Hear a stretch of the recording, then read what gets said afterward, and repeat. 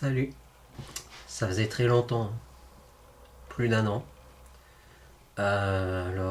Ceux qui m'aiment bien sont peut-être contents de me voir. Et vu le sujet de la vidéo, il y en a qui sont pas du tout contents de me voir. Alors, cette vidéo, c'est une vidéo de soutien pour le père Horowitz. Et ce n'est absolument pas une vidéo pour attaquer Arnaud Dumouche. D'ailleurs, je ne veux pas. Je veux même pas parler avec lui. C'est aussi une vidéo où je veux lancer un message pour ceux qui suivent Arnaud Dumouche, précisément. Alors, j'espère qu'on verra bien à la caméra que c'est pas trop sombre. À recommencer. Alors, si vous êtes bon joueur, vous prendrez le temps pour écouter cette vidéo, quoi, tout simplement, ce que j'ai dit.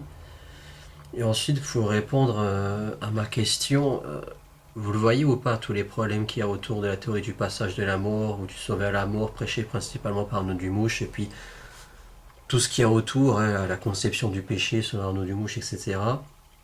Et les conséquences que tout cela entraîne. Alors oui, je veux prêter mon soutien au père Horowitz, qui m'a remis dans le droit chemin, si on peut dire. Parce que moi-même, j'étais tombé à un moment donné dans le panneau, et j'avais d'ailleurs réalisé deux vidéos, où finalement je racontais exactement la même chose qu'un Dumouche, ou presque. Mais je les ai supprimés de YouTube, hein. J'avais réalisé, je crois, au mois d'août, septembre, par là, après avoir fait ma vidéo où je disais que j'ai arrêté YouTube. Alors effectivement, je sais pas si je vais reprendre des vidéos sur YouTube, mais en tout cas, pour moi, c'était important de faire cette vidéo-là pour soutenir le père Horowitz qui faisait un travail extraordinaire. Et c'est pour ça aussi que je fais cette vidéo, parce que à la base, je devais faire cette vidéo. Et puis, je ne l'ai pas fait. Je ne l'avais pas fait parce que, comme j'ai découvert le père Horowitz, qui faisait vraiment un super travail, je me suis dit, ça sert à rien que moi aussi, je m'y mette, quoi. Et vu ce qui s'est passé dernièrement, où le père Horowitz a dû supprimer toutes ses vidéos, parce que par des menaces d'Arnaud Dumouche, quoi, qui prétend être harcelé. Ah non, je suis désolé. Vous n'êtes pas du tout harcelé, juste que le père Horowitz, il fait son travail. Il fait son travail et je suis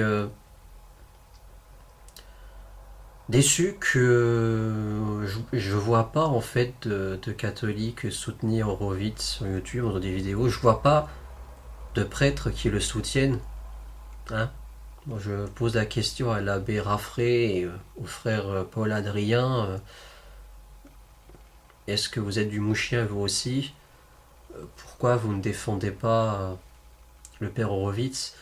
Enfin bref, je nomme ces noms-là parce que ils ont fait récemment des vidéos avec Arnaud. Enfin bref,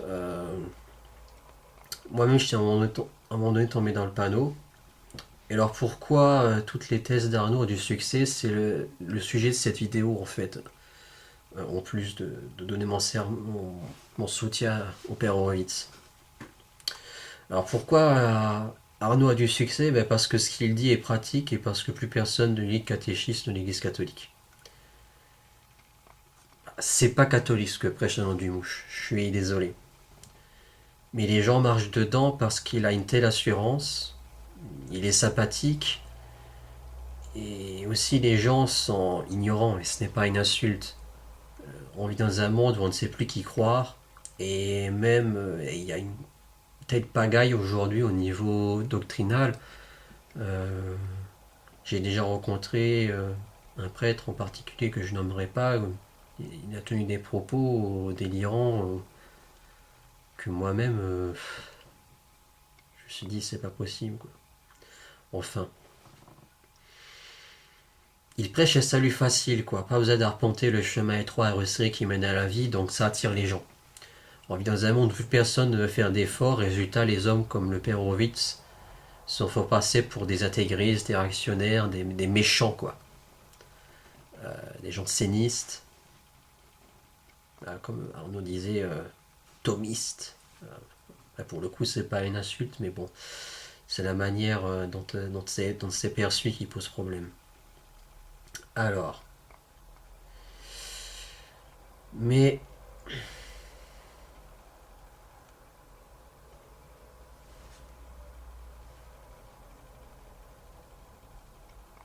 Alors oui, comme je disais, j'ai à un moment donné partagé les opinions d'Arnaud. Euh, je m'en confesse. C'est de la culpabilité et la honte d'avoir propagé, d'avoir été plus ou moins sédévacantiste par le passé, qui m'avait amené dans les bras d'Arnaud, parce que bon, je vois bien que, et je remercie le Père Horvitz aussi là-dessus, que le sédévacantisme c'est vraiment une voie de garage, et le dumouchisme aussi, hein, faut pas se leurrer. Mais j'étais tellement perdu que et je voyais tellement d'effervescence autour d'Arnaud qu'il a beaucoup d'émules sur Internet que je me suis dit, ben, peut-être que c'est vrai, peut-être qu'il a raison. Hein, et puis je me suis un peu laissé berner de cette manière-là. Et je pense effectivement qu'Arnaud n'est pas quelqu'un de méchant, n'est pas quelqu'un de mauvais non plus, je le pense. Je pense que c'est quelqu'un qui est pris dans ses idées tout simplement. Et à tel point que pour lui, il peut pas voir les choses autrement en fait. Mais on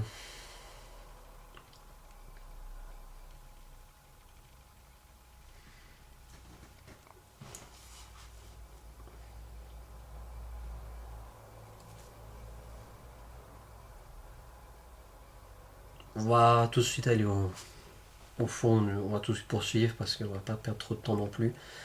Alors je vais citer le catéchisme de l'Église catholique numéro 1021-1022. La mort met fin à la vie de l'homme comme temps ouvert à l'accueil ou au rejet de la grâce divine manifestée dans le Christ. Le Nouveau Testament parle du jugement principalement dans la perspective de la rencontre finale avec le Christ dans son second avènement, mais il affirme aussi à plusieurs reprises la rétribution immédiate après la mort de chacun en fonction de ses œuvres et de sa foi.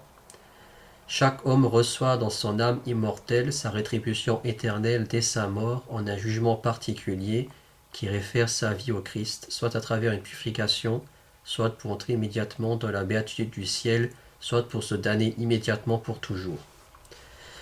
Alors évidemment, ce n'est pas ce que dit le dumouchisme, hein, que chacun de nous sera laissé la liberté de se sauver ou de nous damner dans le passage de la mort qui ne serait pas un passage ou ici, enfin c'est compliqué. Alors, entre Jésus ou Satan, c'est comme tu le sens. Le catéchisme dit que nous sommes immédiatement jugés après notre mort et en fonction de nos œuvres et de notre foi. Un jugement qui se réfère à la vie au Christ. Et ben, si nous choisissons nous-mêmes, alors on ne peut plus parler d'un jugement. Et il reste encore à savoir comment le catéchisme définit la mort. Hein. Et c'est ça qui pose tout problème à la théologie d'Arnaud Dumouche. Enfin, d'ailleurs, lui, il a une bonne excuse, hein, c'est qu'il il va citer justement ces mêmes passages et puis il va dire qu'en fait, ah mais non, regardez, c'est écrit après la mort. Moi, je parle du passage de la mort. Donc en fait, voilà, il vous enfume, il vous enfume. Et moi-même, j'ai pas tout de suite, d'ailleurs c'est un tort, j'ai pas tout de suite lu le catéchisme avant de l'écouter.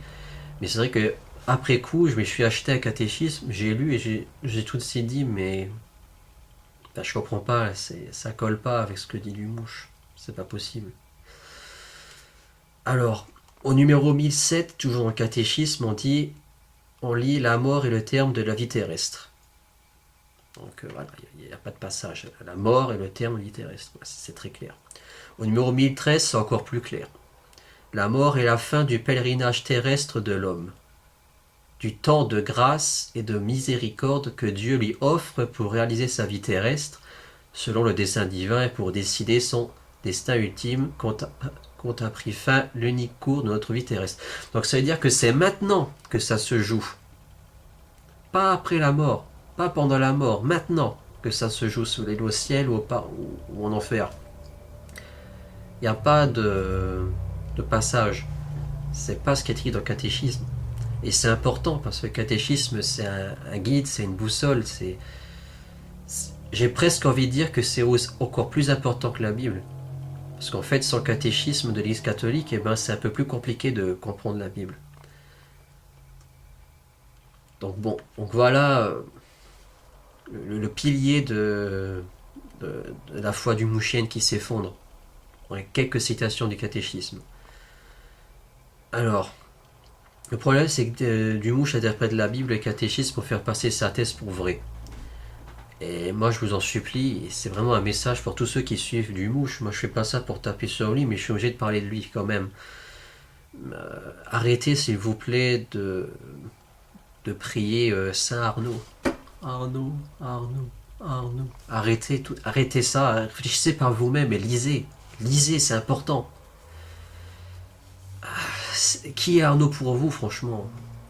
Moi, je pense que c'est quelqu'un qui est pris dans ses idées et c'est tout.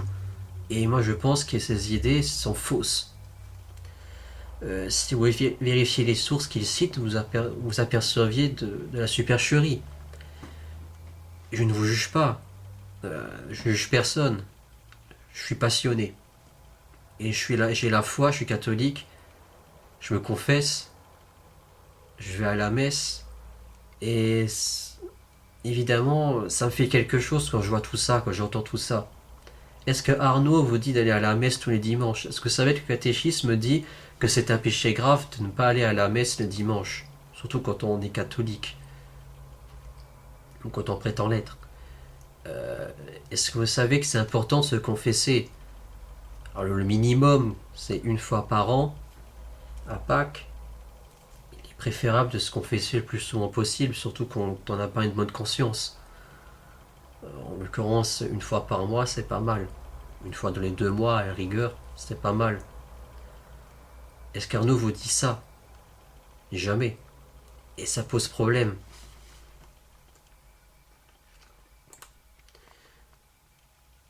Alors j'ai juste montré un truc. Alors je sais pas si ça se verra à l'écran. J'espère. J'avais fait 2 vidéos. Et justement, il y avait quelqu'un sur Facebook, que je crois qu'il n'est plus de mes amis, mais j'ai retrouvé le message dans Messenger. Alors je vais pas montrer qui c'est, hein, je respecte la vie des gens. Mais je vais essayer de vous montrer, parce que moi je suis pas doué dans les montages. J'essaie de vous montrer, j'ai fait une capture d'écran, j'espère que ça se verra à la caméra. Je vous lis déjà le message, mais cette personne m'avait expliqué justement que Arnaud avait vu mes 2 vidéos, et je sais qu'il les avait vues parce qu'ils avaient commenté. Mais bon, là, je parle sans preuve parce que j'ai supprimé les vidéos, donc il n'y a plus de message en dessous. Et que Arnaud aimerait bien faire une vidéo avec moi parce que il voudrait savoir comment j'ai fait, comment ça se fait que j'ai changé d'opinion sur lui et tout ça. Alors moi à l'époque j'avais répondu qu'en fait je sais pas, on verra, mais que ça me plaisait bien, mais j'avais répondu ça parce que je savais pas quoi lui répondre, parce que moi à ce moment-là j'étais déjà vraiment dans le doute et je regrettais d'avoir fait ces 2 vidéos. Et c'est par la suite que j'ai un autre ami qui se reconnaîtra. J'avais demandé qu'est-ce que tu penses d'Arnaud Dumouche. Il m'avait dit que bon théologiquement parlant ça lui plaît pas, mais que parfois il aimait bien ce qu'il faisait avec la vie des saints. Et c'est là qu'il m'avait orienté vers le Père Horowitz, et là ça m'a aidé à voir beaucoup plus clair. Donc je vous lis déjà le message. Donc il m'a dit donc voilà, bonjour, tu vas bien. Alors j'ai expliqué à Arnaud Dumouche ton changement de position par rapport à l'ancienne théologie thomiste. Voilà, ça c'est n'importe quoi. Enfin, bref, dont les traditionnalistes. Bref, et il aimerait faire une vidéo avec toi pour expliquer ton changement de position. Donc, je vous montre la preuve. J'espère que vous allez voir ça à l'écran. Voilà, c'est là. Si vous lisez bien, c'est là. J'ai expliqué à Arnaud Dumouche ton changement de position, nanana, nanana. Explique voilà. Je pense que vous avez vu maintenant.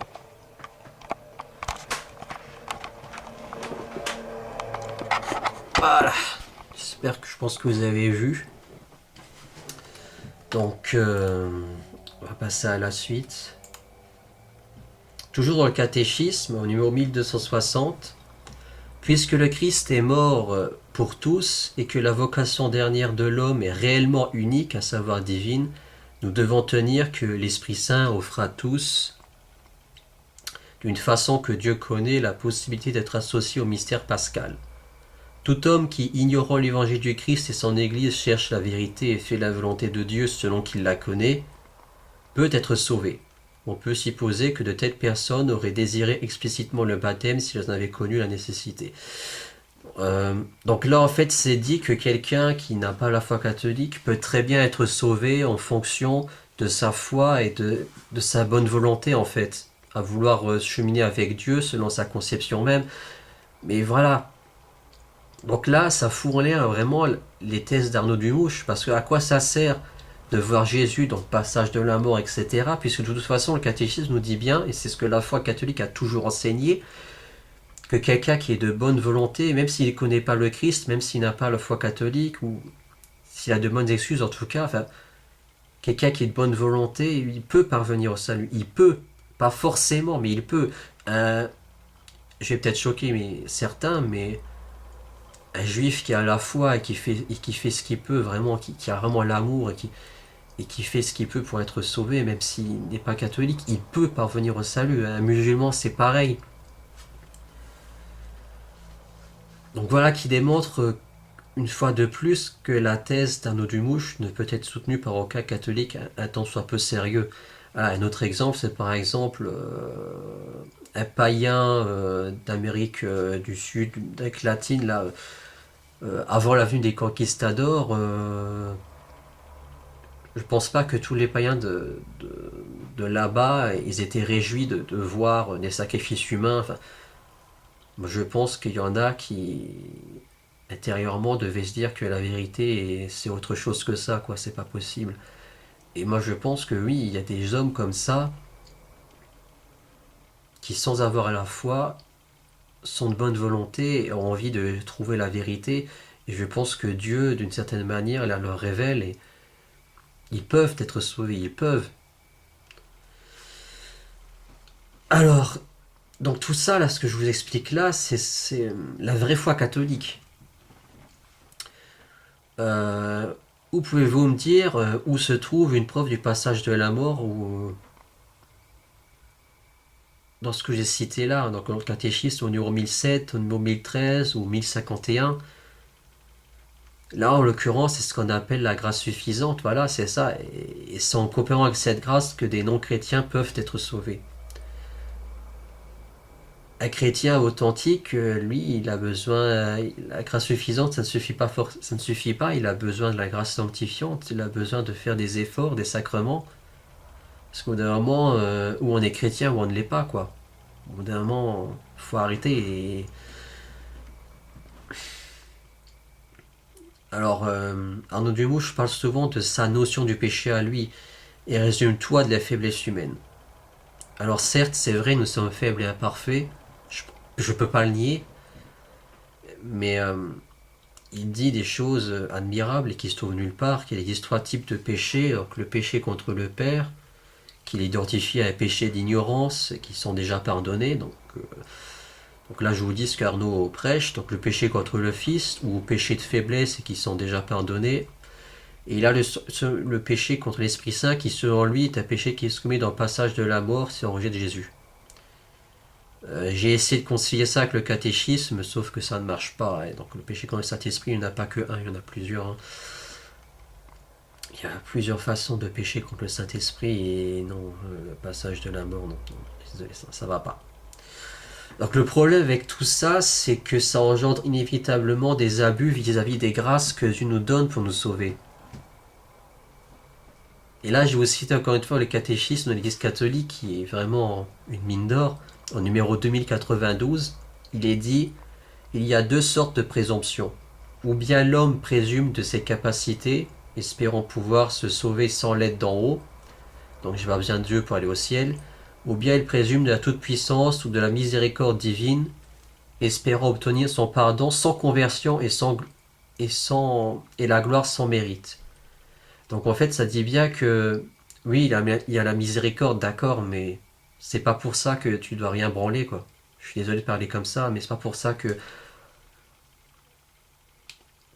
En fait, finalement, Arnaud Dumouche, quelque part, ce qu'il dit là, ça me fait un peu penser au quiétisme en quelque sorte, quoi.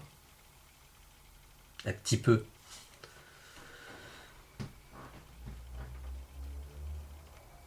Maintenant, on va parler plus du péché. Donc, ça va du numéro 1855 au numéro 1864 que j'ai pris. Hein. Donc, écoutez bien. On va parler du péché dans le catéchisme. Le péché mortel détruit la charité dans le cœur de l'homme par une infraction grave à la loi de Dieu et détourne l'homme de Dieu, qui est sa fin ultime, et sa béatitude en lui préférant un bien inférieur. Le péché véniel laisse subsister la charité même si l'offense et la blesse. Voilà. Le péché mortel, attaquant en nous le principe vital qu'est la charité, nécessite une nouvelle initiative de la miséricorde de Dieu et une conversion du cœur qui s'accomplit normalement dans le cadre du sacrement de la réconciliation. Lorsque la volonté se porte à une chose de soi contraire à la charité par laquelle on est ordonné à la fin ultime, le péché par son objet même a de quoi être mortel, qu'il soit contre l'amour de Dieu, comme le blasphème, le parjure, etc., ou contre l'amour du prochain, comme l'homicide, l'adultère, etc. En revanche, lorsque la volonté du pécheur se porte quelquefois à une chose qui contient en soi un désordre, mais n'est cependant pas contraire à l'amour de Dieu et du prochain, telles que paroles oiseuses, rires superflus, etc., de tels péchés sont véniels. Donc là, on cite Saint Thomas d'Aquin. Pour qu'un péché soit mortel, trois conditions sont ensemble requises, et péché mortel, tout péché qui a pour objet une matière grave et qui est commis en pleine conscience et de propos délibérés. La matière grave est précisée par les 10 commandements selon la réponse de Jésus au jeune homme riche: ne tue pas, ne commets pas d'adultère, ne vole pas, ne porte pas de faux témoignages, ne fais pas de tort, honore ton père et ta mère. La gravité des péchés est plus ou moins grande, un meurtre est plus grave qu'un vol, la qualité des personnes lésées entre aussi en ligne de compte, la violence exercée contre les parents est de soi plus grave qu'envers un étranger. Le péché mortel requiert pleine connaissance et entier consentement. Il présuppose la connaissance du caractère pécamineux de l'acte, de son opposition à la loi de Dieu. Il implique aussi un consentement suffisamment délibéré pour être un choix personnel. L'ignorance affectée et l'endurcissement du cœur ne diminuent pas, mais augmentent le caractère volontaire du péché. Donc, requiert pleine connaissance. Le problème, c'est qu'Aaron Dumouche se sert de ça pour dire qu'en fait, il faudrait carrément avoir une volonté satanique de se damner. Mais c'est absolument faux, quoi. Donc là, il est vraiment question, en fait, de savoir qu'une chose est mal et qu'on l'a fait, malgré tout. Alors évidemment, plus loin, le catéchisme nous dit que parfois, bon voilà, il peut y avoir des éléments qui font que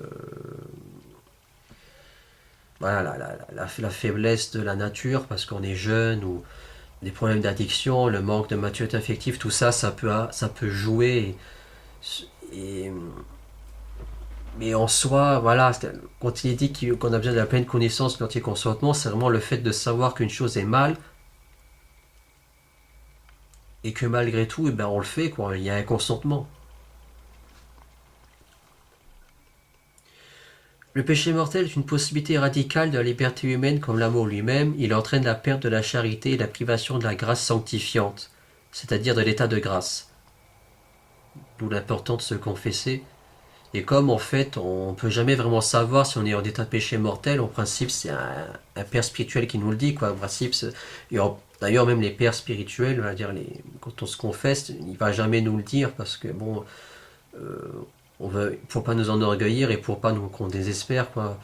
Mais c'est pour ça que c'est important de se confesser. Parce que des fois, on peut même penser qu'une chose n'est pas grave et puis en fait, finalement, ça l'est.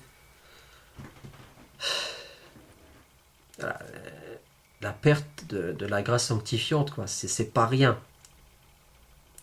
S'il n'est pas racheté par le repentir et le pardon de Dieu, il cause l'exclusion du royaume du Christ et la mort éternelle de l'enfer.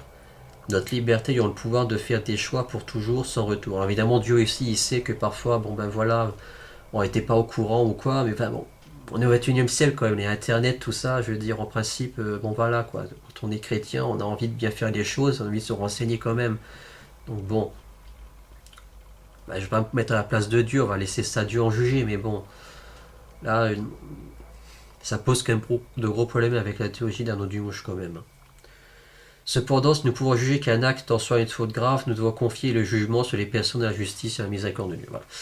On commet un péché véniel quand on n'observe pas dans une matière légère la mesure prescrite par la morale, ou bien quand on désobéit dans la morale en matière grave, mais sans pleine connaissance ou sans entier consentement. Enfin, voilà quoi. Le péché véniel affaiblit la charité, traduit une affection désordonnée pour des biens créés, il empêche les progrès de l'âme dans l'exercice des vertus et la pratique du bien moral, il mérite des peines temporelles. Le péché véniel délibéré et resté sans repentance nous dispose peu à peu à commettre le péché mortel.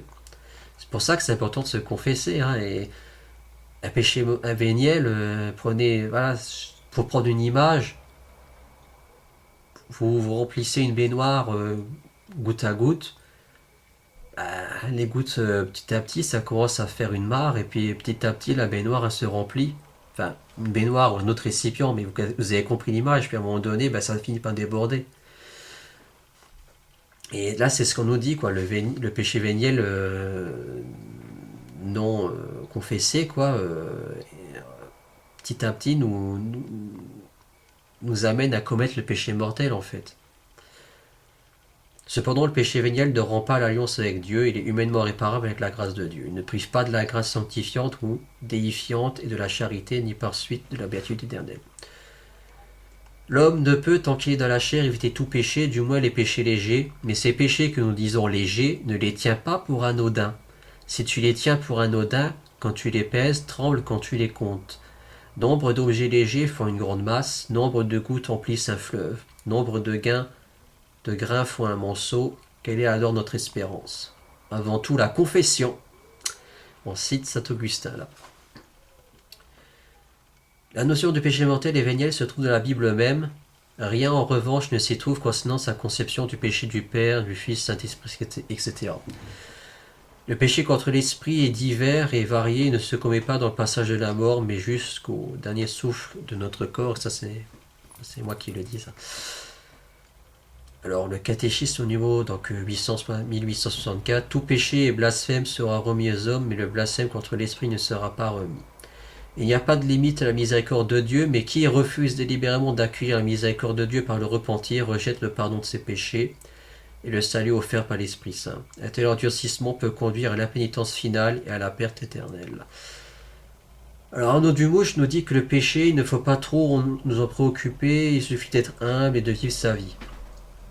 Alors en soi, je vois rien à répondre à ça. Le problème, c'est que ce qu'il dit en amont, ni la Bible ni le catéchisme ne tiennent ses propos à lui, quoi. Au contraire, c'est pas si simple. De toute façon, je crois que c'est un fait. Soit Arnaud et ceux qui l'écoutent sont dans l'erreur, ou bien c'est le catéchisme qu'il faut corriger. Je suis désolé, mais encore une fois, je vais paraître blessant, mais quand on éteint son cerveau et qu'on suit sans se poser de questions le raisonnement d'Arnaud, on a envie de le croire. Mais quand on rallume son cerveau et qu'on sort du système de pensée du mouchien et qu'on s'informe, on s'aperçoit assez vite que tout ne colle pas aussi bien qu'il le dit.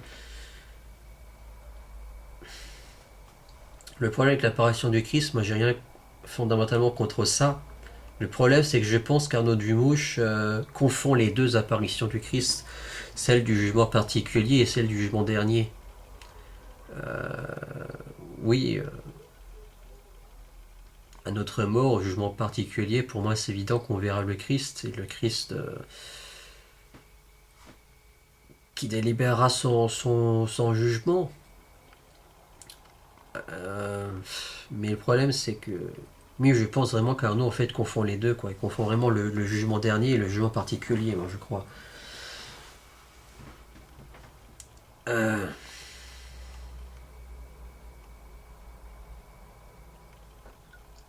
En gros, ce qui est dit, c'est qu'en gros, les gens se reconnaîtront en Jésus, se repentiront, tandis que les plus orgueilleux ne se reconnaîtront pas en Jésus et refuseront de se repentir. Mais c'est même plus un jugement, ça. Enfin,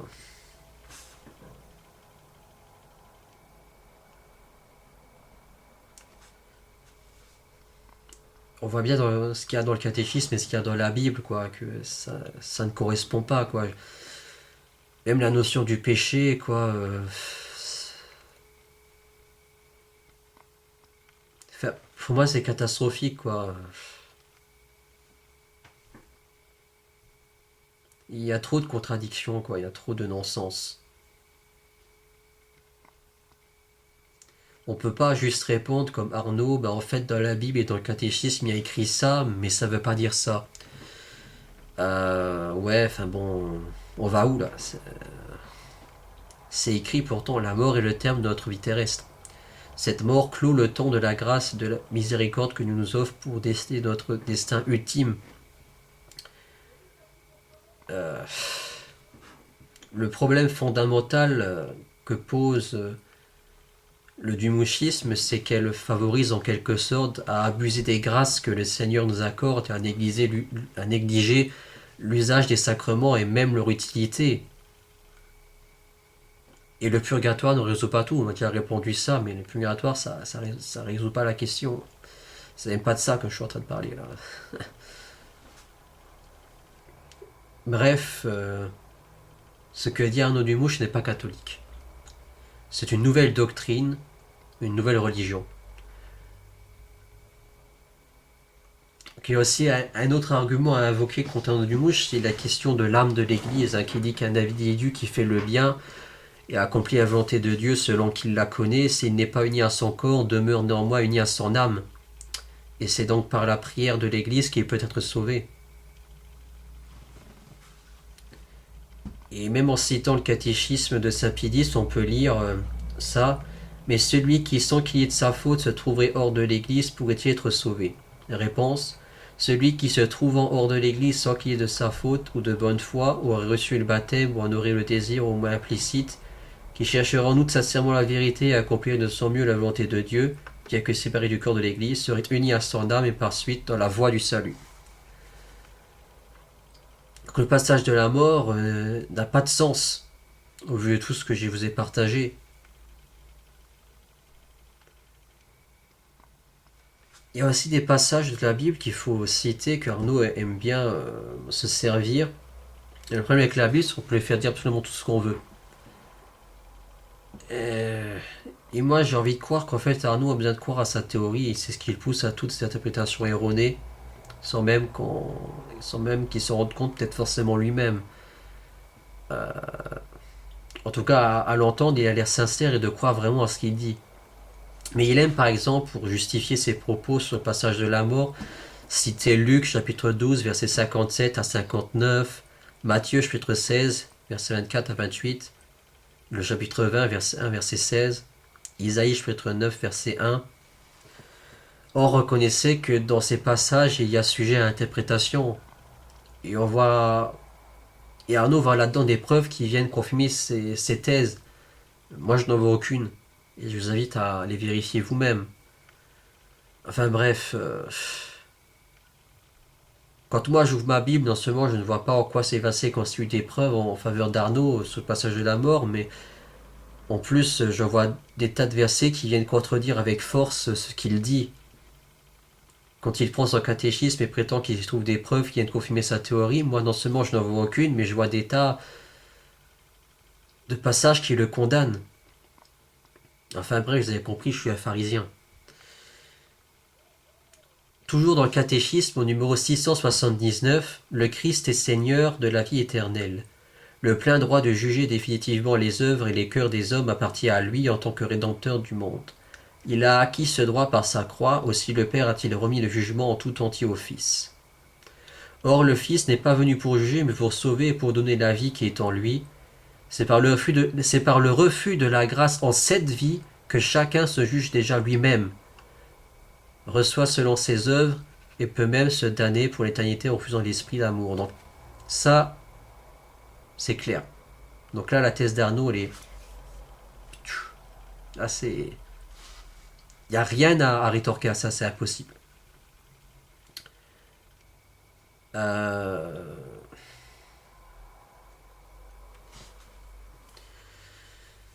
Donc, elle est où la vision, voilà, de cette fameuse vision du passage de la mort, et du choix de l'enfer, le paradis, sur la forme d'ectoplasme même, nulle part.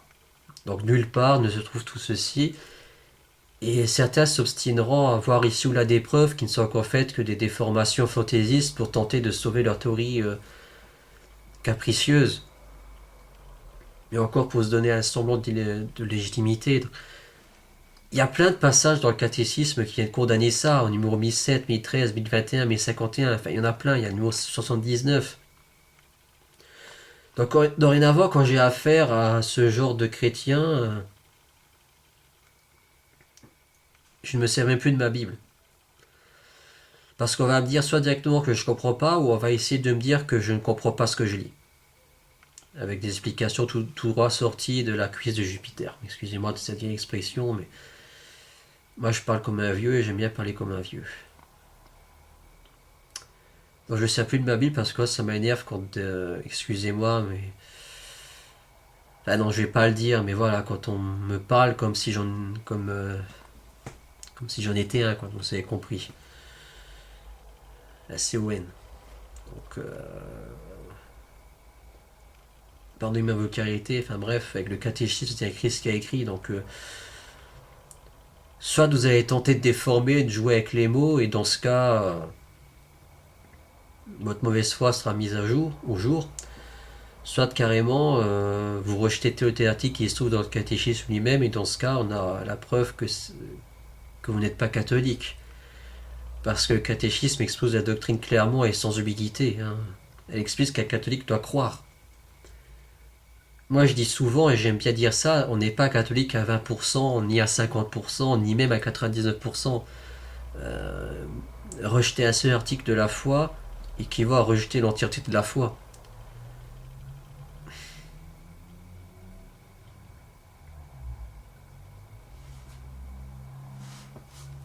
Voilà. Soit vous continuez à chercher des preuves là où il n'y en a pas, soit devant l'évidence, et ben, vous reconnaissez vos erreurs. Donc en fait, pour finir, le problème avec cette option finale dans la mort, c'est que ça nous conduit à une évasion de la morale catholique. Il n'y a plus de distinction entre le péché mortel et le péché véniel, qui se comprend bien. Il n'y a même plus de péché véniel, encore moins de péché mortel, donc on pourrait même aller plus loin. Hein. Si cette théorie qui n'est pas catholique était véridique, alors le martyre des premiers chrétiens qui sont allés jusqu'à donner leur vie donc pour la vérité serait donc vain. Là, c'était bien la peine de supporter tant de souffrances pour rien, quoi. Puisque selon cette croyance, chaque personne ayant une vision à la fin de sa vie puisse faire un choix. Vous comprenez au moins mon raisonnement là-dessus. Ces martyrs ont été des imbéciles. Commettre le péché d'idolâtrie pour sauver sa vie et être épargné de terribles souffrances était donc un moindre mal. Le bon Dieu n'en aurait pas tenu compte.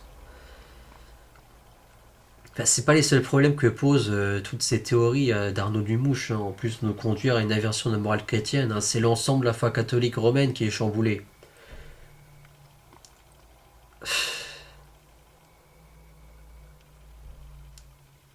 En tant, enfin,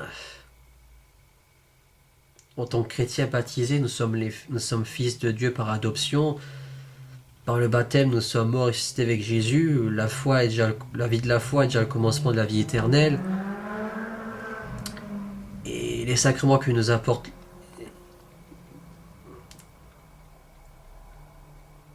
Mais les sacrements qui nous apportent le salut, qui ne servent strictement à rien si on applique concrètement les théories d'Arnaud, ces sacrements ne suffisent pas à eux seuls pour nous sauver. Donc nous sommes catholiques, cela signifie que nous croyons que nous sommes sauvés, mais nous devons d'une certaine façon collaborer avec Dieu à notre salut. Donc les sacrements sont des moyens utiles, efficaces pour faire notre salut, mais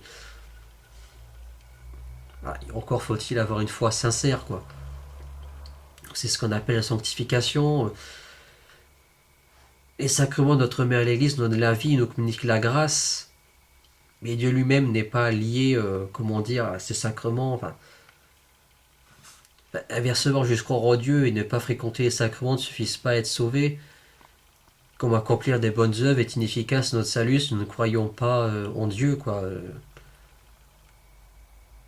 Enfin, cette théorie de l'option finale rend de fait inutile l'action des sacrements, c'est ce que j'essaye de dire.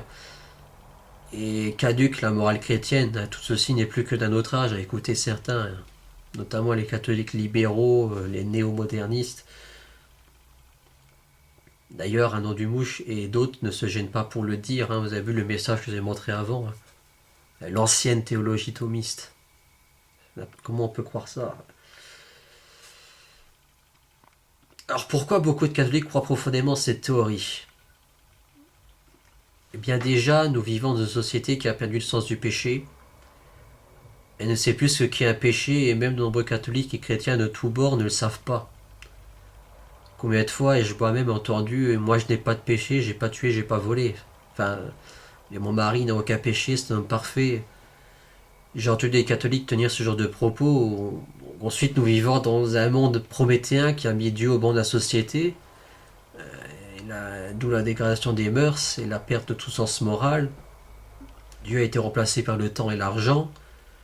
Nous vivons dans une société de consommation, de divertissement, permissive, matérialiste, athée, de plus en plus sécularisée.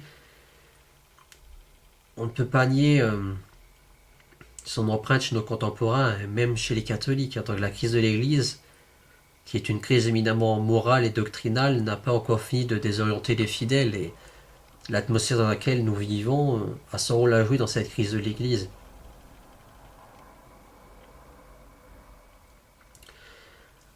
Alors oui, beaucoup de catholiques croient en tout ce que dit Arnaud parce que de nos jours, le catholicisme n'est pas connu. Je vous assure que la religion catholique n'est pas connue. C'est pour ça que quand vous parlez de l'enfer, du purgatoire, du péché, de la morale chrétienne à tenir, on vous dit ah non, mais votre catéchisme est trop dur, il ne faut pas parler de ça, on n'est plus au Moyen-Âge, Dieu est amour, Dieu est miséricorde. Moi de répondre Dieu est amour, et c'est précisément la raison pour laquelle je ne veux pas l'offenser, donc je fais en sorte d'éviter les occasions d'offenser Dieu pour mes péchés. Si je trompe ma femme et qu'après je lui dis je t'aime et que je recommence à la tromper, ben, y a des questions à se poser. Hein. Oui, mais nous sommes faibles et pécheurs. Nous sommes faibles et pécheurs et imparfaits en effet, c'est vrai. Mais la grâce nous fortifie. La grâce nous donne les moyens nécessaires pour faire notre salut ici-bas. Pas dans le passage de la mort qui n'existe pas. Là, il sera trop tard pour demander pardon. Et la miséricorde alors. Dieu est miséricordieux, c'est pourquoi il nous a donné tous les moyens nécessaires à notre salut. Notamment le sacrement de la réconciliation. Dieu fait miséricorde à tout pécheur qui se repent sincèrement dans son cœur, mais la grâce et la miséricorde s'expriment de façon plus excellente encore dans le sacrement de la réconciliation. Et c'est impératif pour tout catholique, tout chrétien baptisé. Il faut se confesser régulièrement. Et surtout quand on a sur la conscience un péché grave. Il ne faut pas traîner avec ça. Il ne s'agit pas que des péchés véniels. On ne peut pas abuser de la miséricorde pour continuer à vivre dans le péché mortel et sans avoir un réel repentir. Or, c'est à ça que tend les théories d'Arnaud Dumouche. Donc voilà, généralement, on a ce genre de réaction parce qu'ils ne connaissent pas le catholicisme. D'être outrés d'entendre ce genre de choses. Et c'est pourquoi ils croient tous dans cette théorie de sort final dans la mort et des autres problèmes qu'il y a avec Arnaud Dumouche. Parce que tout ça, ça nous vend un salut facile qui plaît à entendre et une foi facile à pratiquer puisqu'il n'y a rien à pratiquer si ce n'est de pécher humblement. Donc je crois fermement que les tenants de ces hérésies, moi je crois qu'il faut le dire, il ne faut pas avoir peur de le dire, l'option finale de la mort et du péché humblement sont en fait des désespérés en fait qui croient en ça. Et je dis pas ça avec une envie de chercher la bagarre. Euh,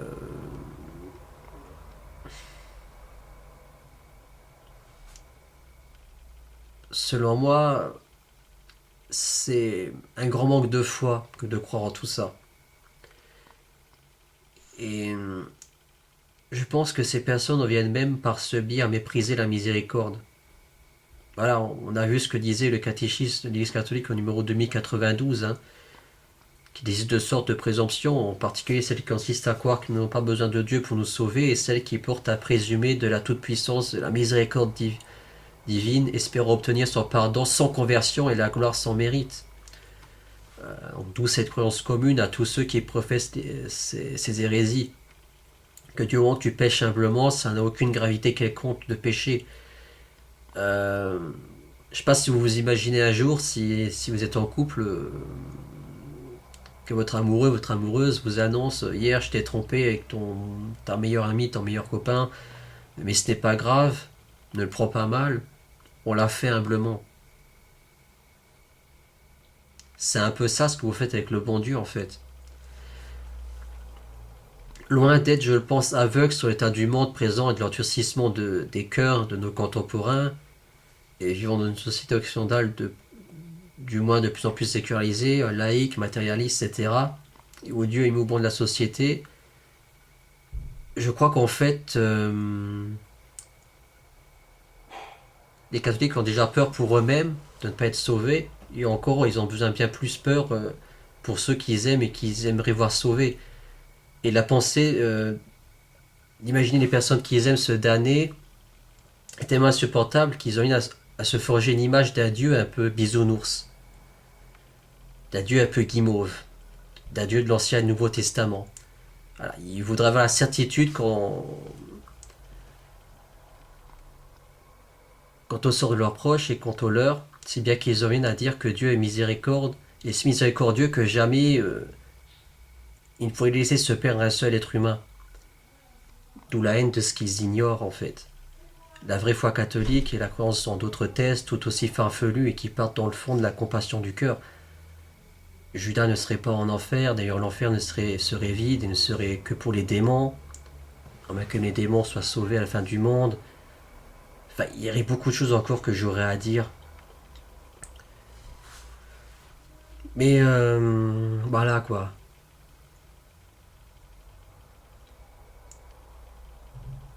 Ainsi j'ose dire publiquement que ce qui amène un certain nombre important de catholiques à croire en toutes ces hérésies, c'est l'ignorance de la doctrine chrétienne, le désespoir, la peur et le sentimentalisme. Donc je tiens à remercier le père Horowitz et je l'invite à poursuivre ses vidéos, on en a grand besoin. Et je suis déçu qu'il n'y ait pas de prêtre pour le défendre publiquement sur YouTube. Donc voilà, c'est un avertissement et une mise en garde pour ceux qui suivent Arnaud Dumouche. Et voilà, merci monsieur l'abbé. Malheureusement, il y a beaucoup de gens pour ne pas apprécier ce que vous faites.